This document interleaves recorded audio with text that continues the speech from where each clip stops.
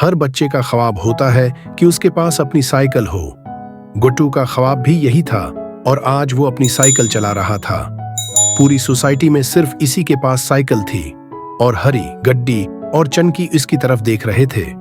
गुड्डू सबको नजरअंदाज करते हुए अकेला अपनी साइकिल का मजा ले रहा था।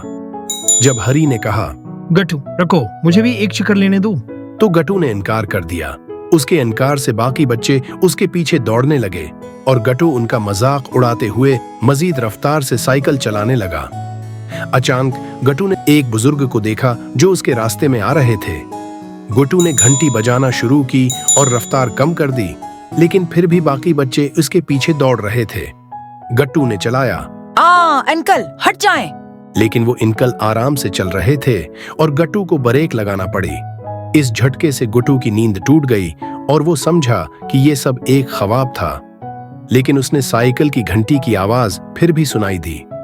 गट्टू जल्दी से अपने कमरे से बाहर आया और गैलरी में देखा कि हरी अपनी नई साइकिल के साथ खड़ा है और घंटी बजा रहा है।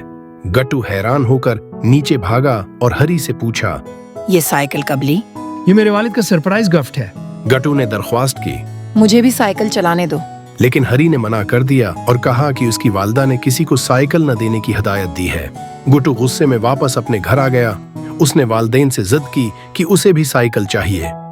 वालिद साहब ने उसे समझाया कि अभी तुम छोटे हो और थोड़ा बड़ा होने पर साइकिल ले देंगे, लेकिन गट्टू इस पर नाराज हुआ और कहने लगा, आप हमेशा यही कहते हैं, अगर ऐसा ही चलता रहा तो मैं बड़ा नहीं बल्कि बूढ़ा हो जाऊंगा।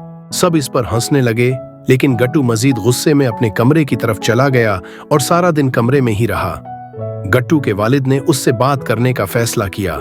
उन्होंने गट्टू को समझाया और आखिरकार वो राजी हो गया। उसके बाद गट्टू के वालिद उसे लेकर बाजार गए। वहां गट्टू ने एक महंगी गियर वाली साइकिल पसंद की, लेकिन वालिद ने उसे समझाया कि ये बहुत महंगी है। गट्टू ने कहा, बस एक ही बार खरीदनी है, मुझे यही साइकिल चाहिए। वालिद ने उसे खरीद दी और दोनों खुशी खुशी घर लौट आए। गट्टू उस पर बैठ गया। अब उसका ख्वाब पूरा हो गया था। सब बच्चे उसे देख रहे थे, लेकिन जब हरी ने कहा, गट्टू अपनी साइकिल मुझे भी चलाने दो, गट्टू अपनी साइकिल मुझे भी चलाने दो, तो गट्टू ने इनकार कर दिया। उस पर बाकी बच्चों ने कहा, अच्छा, अगर तुम हमें साइकिल नहीं दोगे तो हम भी तुमसे बात नहीं करेंगे। ये सुनकर गट्टू अकेला हो गया। कुछ देर के बाद उसने सोचा कि दोस्तों से बात न करने से साइकिल का मजा खत्म हो जाता है। उसने सोचा कि अगर वो अपने दोस्तों के साथ अपनी खुशियां बांटेगा तो उसे ज्यादा खुशी मिलेगी।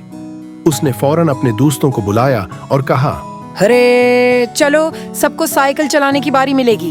सब दोस्त बहुत खुश हुए और बारी बारी साइकिल चलाने लगे। उस दिन गट्टू ने सीखा कि खुशी बांटने से दोगुना हो जाती है और दोस्ती मजबूत हो जाती है। कहानी से सबक, गट्टू ने सीखा कि खुशियां बांटने से और दोस्ती कायम रहती है। खुद गर्जी के बजाय दूसरों को भी खुशियां देना चाहिए ताकि हम सब मिलकर खुश रह सकें।